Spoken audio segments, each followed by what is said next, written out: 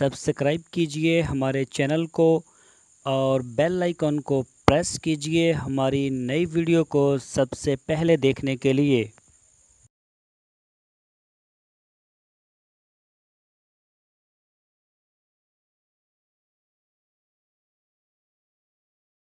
ਹੁਣ ਦਿਖਾ ਮੈਨੂੰ ਜ਼ਰਾ ਕਿਹੜਾ एक आ चुका है ਕਿਹੜਾ ਆ ਜਿਹੜਾ ये नहीं हो अगला। ਉਹ ਚਿੱਟਾ ਆ। हाँ जी ਅੱਛਾ ਉਹ ਕਿੰਨੇ ਦਾ ਚਿੱਟਾ? आपको मेरे को पता नहीं। ਅੱਛਾ ਰੇਟਾਂ ਦਾ ਨਹੀਂ ਪਤਾ। एक काला ਅੱਛਾ ਇੱਕ ਆ ਜਿਹੜਾ ਹੈਗਾ एक ओ काले तो पीछे दे एक काला दे को पीछे ਇਹਨਾਂ ਨੂੰ ਮੋੜ ਤੇ ਗਾਂ ਤੁਰੀਆਂ ਜਾ ਰਹੀਆਂ ਨੇ। शान मुड़ी एक कुछ ਇਹ ਕਿੱਥੋਂ ਲੈ ਕੇ ਆਏ ਮਾਲ ਤੁਸੀਂ? एक काप याद ही ਅੱਛਾ 50 ਦੀਆਂ ਨੇ। पीर बना के की करनी है ਉਹ ਵੈਸੇ ਬਣਾ ਰਿਹਾ ਸੀਗਾ ਨੈਟ ਤੇ ਚੜ ਦਿਆਂਗੇ ਇਹਨਾਂ ਵੀ ਗੋਰੀਆਂ ਦੇਖ ਲੈਣਗੀਆਂ ਹੈ।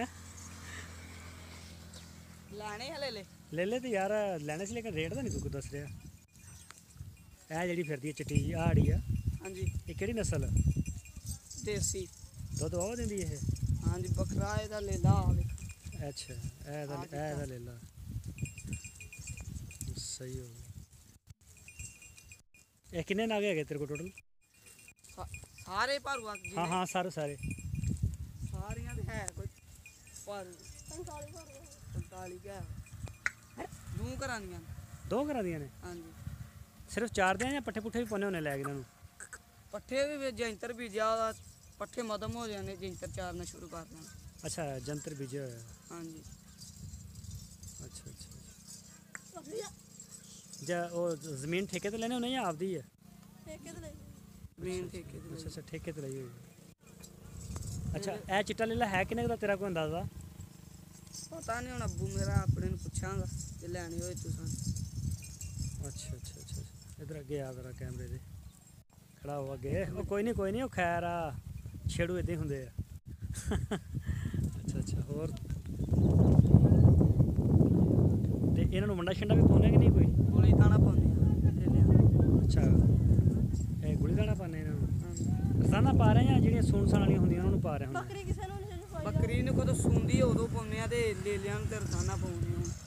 ਅੱਛਾ ਲੇਲਿਆਂ ਨੂੰ ਰੋਜ਼ਾਨਾ ਪਾਉਂਦੇ ਆ। हाँ जी ਬੱਕਰੀ ਨੂੰ ਜਦੋਂ ਸੂਪ ਪੈਂਦੀ ਉਦੋਂ ਪਾਉਂਦੇ ਆ? आहो बकरी कदों सू पैंदी आ ਤੇ ਉਹ ਪਹਿਲੇ ਪਾਇਆ ਕਰੋ ਕੋਈ ਮਹੀਨਾ ਉਹਨੂੰ ਤਾਂ ਕਿ ਦੁੱਧ ਕਿਉਂ ਜ਼ਿਆਦਾ ਚੰਗਾ ਰਹਾ। पहला चाचा फिर गरम हुंदे आ दाने ਹਾਂ सून वाली हुंदी फिर किते पालना छोड़दी। ਅੱਛਾ ਉਹ ਫਲ ਦਾ ਰੌਲਾ ਹੁੰਦਾ। हाँ जी ਕਿੰਨਾ ਅਰਸਾ ਹੋ ਗਿਆ ਤੈਨੂੰ ਬੱਕਰੀਆਂ ਚਾਰਦੇ ਨੂੰ? हो गए 4-5 साल।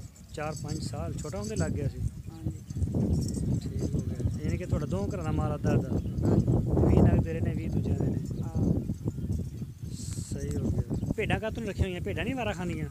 भेडां के हुंदियां भेडां बुढ़े ने वेच दित्तियां इक्को ही ਹੈ भेडां होया सी वावा 25 तरीक। ਨਹੀਂ ਭੇਡਾਂ ਸੌਖੀਆਂ ਜਾਂ ਬੱਕਰੀਆਂ ਸੌਖੀਆਂ ਨੇ? भेडां दा है सुखियां चारनियां पर भेडां दा रेट कोई नहीं।